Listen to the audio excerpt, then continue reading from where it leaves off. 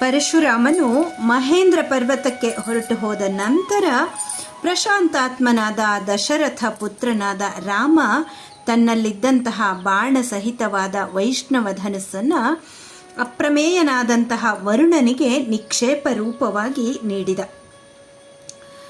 ಆ ನಂತರ ಶ್ರೀರಾಮನು ವಸಿಷ್ಠ ಪ್ರಮುಖರಾದಂತಹ ಋಷಿ ಮಹರ್ಷಿಗಳಿಗೆ ಅಭಿವಾದನ ಪೂರ್ವಕವಾಗಿ ನಮಸ್ಕಾರವನ್ನು ಮಾಡಿ ತಂದೆಯು ಖಿನ್ನನಾಗಿರುವುದನ್ನು ಕಾಣುತ್ತಾನೆ.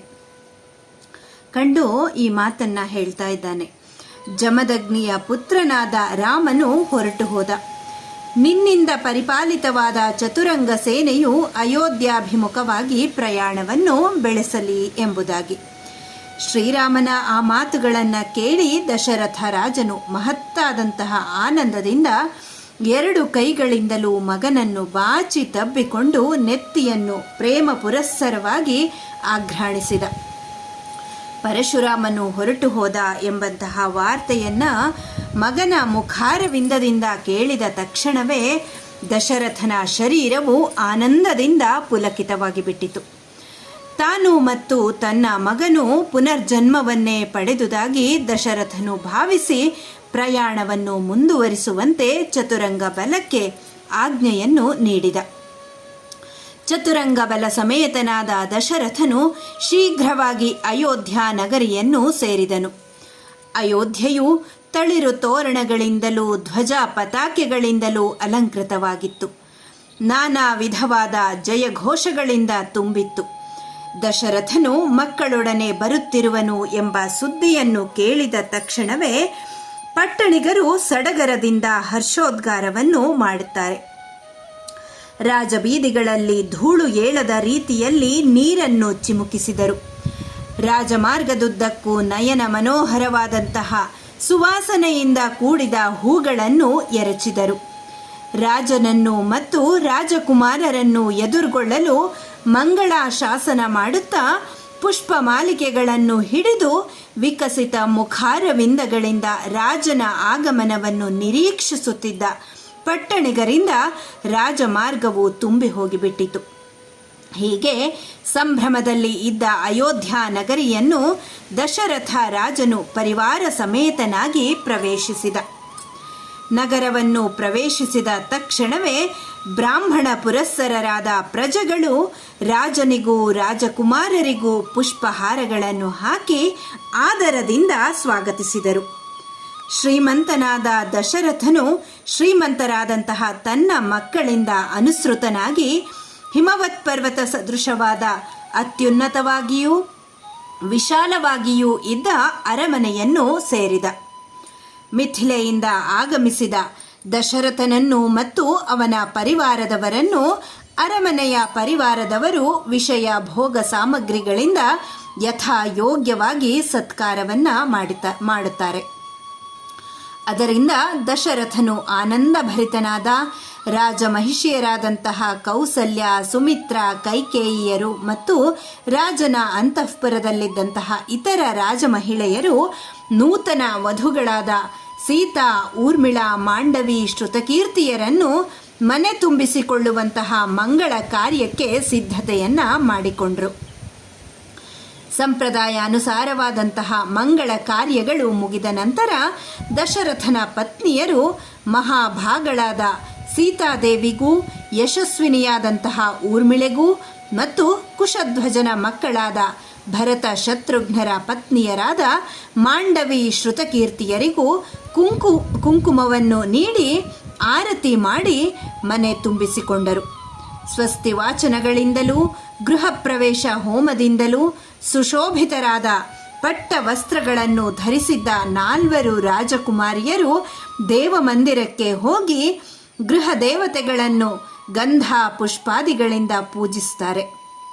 ಆ ಬಳಿಕ ರಾಜಕುಮಾರಿಯರು ನಮಸ್ಕಾರಕ್ಕೆ ಅರ್ಹರಾದ ಎಲ್ಲರಿಗೂ ನಮಸ್ಕಾರ ಮಾಡಿ ಆಶೀರ್ವಚನಗಳನ್ನು ಪಡೆದು ಶ್ರೀರಾಮ, ಲಕ್ಷ್ಮಣ, ಭರತ, ಶತ್ರುಘ್ನರಿಗೆ ಪ್ರತ್ಯೇಕವಾಗಿ ಸಿದ್ಧವಾಗಿದ್ದಂತಹ ಅರಮನೆಗಳನ್ನು ಸೀತಾ, ಊರ್ಮಿಳಾ, ಮಾಂಡವಿ, ಶ್ರುತಕೀರ್ತಿಯರು ಅನುಕ್ರಮವಾಗಿ ಪ್ರವೇಶಿಸಿ ತಮ್ಮ ಪತಿಗಳೊಡನೆ ಮಹಾ ಆನಂದದಿಂದ ವಿಹರಿಸುತ್ತಿದ್ದರು. ಹೀಗೆ ಶ್ರೀರಾಮ, ಲಕ್ಷ್ಮಣ, ಭರತ, ಶತ್ರುಘ್ನರಿಗೆ ವಿವಾಹವಾಗಿ ಅವರು ಗೃಹಸ್ಥಾಶ್ರಮವನ್ನು ಪ್ರವೇಶಿಸಿದರು. ಆ ವೇಳೆಗೆ ಧನುರ್ವಿದ್ಯಾಭ್ಯಾಸವೂ ಮುಗಿದು ನಾಲ್ವರು ಧನುರ್ವಿದ್ಯೆಯಲ್ಲಿ ನಿಷ್ಣಾತರಾಗಿದ್ದರು. ಭೂಮಿಯಲ್ಲಿಯೇ ಅಪ್ರತಿಮವಾದ ಪರಾಕ್ರಮ ಉಳ್ಳವರಾಗಿದ್ದರು. ಅನೇಕ ಅಸ್ತ್ರಗಳನ್ನೂ ಪಡೆದಿದ್ದರು. ಶ್ರೀಮಂತರಾಗಿದ್ದರು. ಸುಹೃಜ್ಜನರಿಂದ ಕೂಡಿದವರಾಗಿದ್ದರು. ಸಕಲ ವಿಧಗಳಲ್ಲಿಯೂ ಪರಿಪೂರ್ಣರಾಗಿದ್ದ ಆ ರಾಜಕುಮಾರರು ತಂದೆಯ ಶುಶ್ರೂಷೆ ಮಾಡುತ್ತಾ ಆನಂದದಿಂದ ಕಾಲ ಕಳೆಯುತ್ತಿದ್ದರು. ಕೆಲವು ದಿನಗಳು ಕಳೆದ ನಂತರ ದಶರಥ ರಾಜನು ಕೈಕೇಯಿಯ ಮಗನಾದಂತಹ ಭರತನಿಗೆ ಹೇಳಿದ, ಪುತ್ರಕ, ಕೇಕಯ ರಾಜನ ಮಗನಾದ ಮತ್ತು ನಿನ್ನ ಸೋದರ ಮಾವನಾದಂತಹ ಯುಧಾಜಿತನು ನಿನ್ನನ್ನು ತನ್ನ ತಂದೆಯ ಬಳಿಗೆ ಕರೆದೊಯ್ಯುವ ಆಶಯದಿಂದಾಗಿ ನಮ್ಮಲ್ಲಿಗೆ ಬಂದಿದ್ದಾನೆ.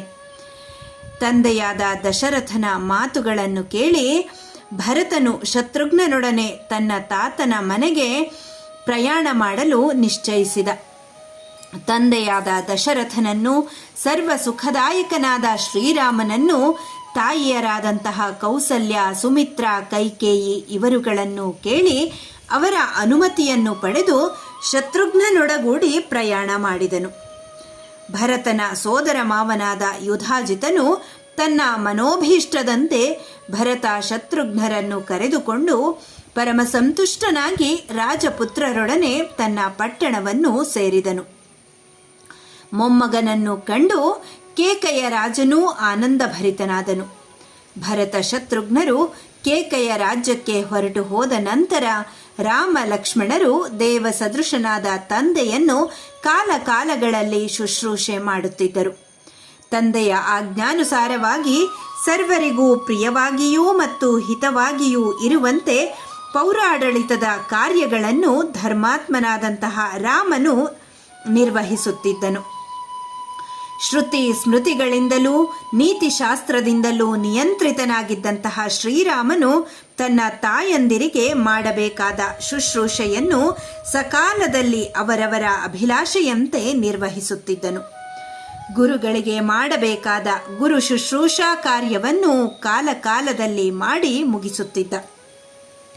ಯಾರ ವಿಷಯದಲ್ಲಿಯೂ ಔದಾಸೀನ್ಯವನ್ನು ತೋರದೆ ಮುಗಿಸುತ್ತಿದ್ದನು.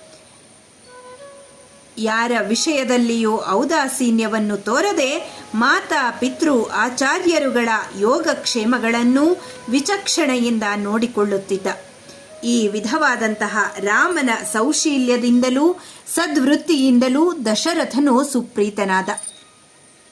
ಬ್ರಾಹ್ಮಣ, ವೈಶ್ಯ ಮತ್ತು ಕೋಸಲ ದೇಶದ ಪ್ರಜೆಗಳು ಶ್ರೀರಾಮನ ಧರ್ಮಮೂಲವಾದ ರಾಜ್ಯಾಡಳಿತದಿಂದಾಗಿ ಪರಮ ಪ್ರೀತರಾದರು. ದಶರಥನ ಪುತ್ರರಾದ ನಾಲ್ವರಲ್ಲಿ ಶ್ರೀರಾಮನು ಮಹಾ ಯಶಸ್ವಿಯಾದ. ಸತ್ಯ ಪರಾಕ್ರಮಿಯಾದ ಅವನು ಲೋಕದಲ್ಲಿಯೇ ಅತ್ಯಂತ ಗುಣಶಾಲಿಯೆಂದು, ಜೀವಕೋಟಿಯ ಮಧ್ಯದಲ್ಲಿ ಇರುವ ಅಥವಾ ಜೀವಕೋಟಿಗೆ ಆಧಾರಭೂತನಾಗಿರುವ ಬ್ರಹ್ಮನಿಗೆ ಸಮಾನನೆಂದು ವಿಖ್ಯಾತನಾಗಿಬಿಟ್ಟ. ಶ್ರೀರಾಮನು ಸೀತೆಯೊಡನೆ ಅನೇಕ ಋತುಗಳ ಪರ್ಯಂತವಾಗಿ ಸುಖೋಪಭೋಗವನ್ನು ಅನುಭವಿಸುತ್ತಾ ಕಾಲ ಕಳೆದನು. ನಿಶ್ಚಲ ಮನಸ್ಸುಳ್ಳವನಾಗಿದ್ದ ಶ್ರೀರಾಮನು ಸೀತೆಯಲ್ಲಿಯೇ ನೆಟ್ಟ ಮನಸ್ಸು ಉಳ್ಳವನಾಗಿದ್ದನು. ಸೀತೆಯ ಹೃದಯದಲ್ಲಿ ಮೂರ್ತಿಮತ್ತಾಗಿ ನೆನೆಸಿದ್ದನು.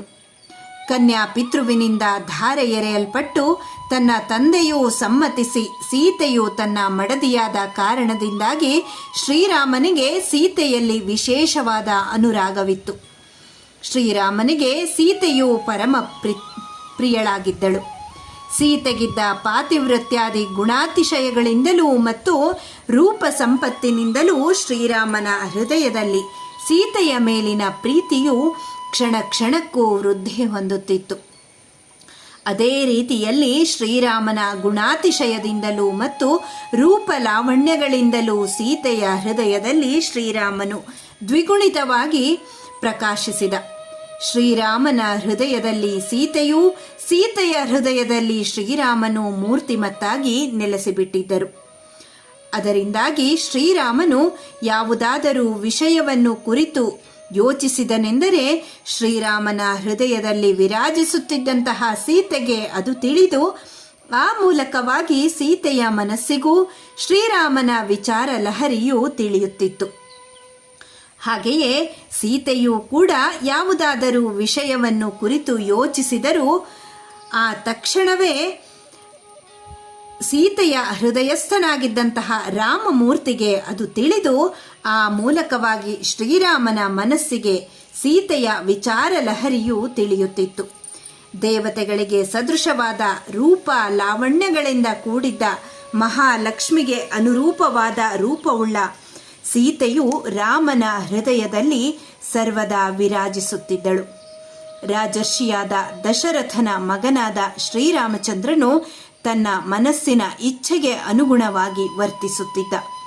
ಉತ್ತಮವಾದ ರಾಜವಂಶದಲ್ಲಿ ಹುಟ್ಟಿದ ಸೀತೆಯೊಡಗೂಡಿ ಪರಮ ಸಂತುಷ್ಟನಾಗಿ ಅಮರೇಶ್ವರನಾದ ಮಹಾವಿಷ್ಣುವು ಮಹಾಲಕ್ಷ್ಮಿಯೊಡಗೂಡಿ ವಿರಾಜಿಸುವಂತೆಯೇ ವಿರಾಜಿಸಿದನು.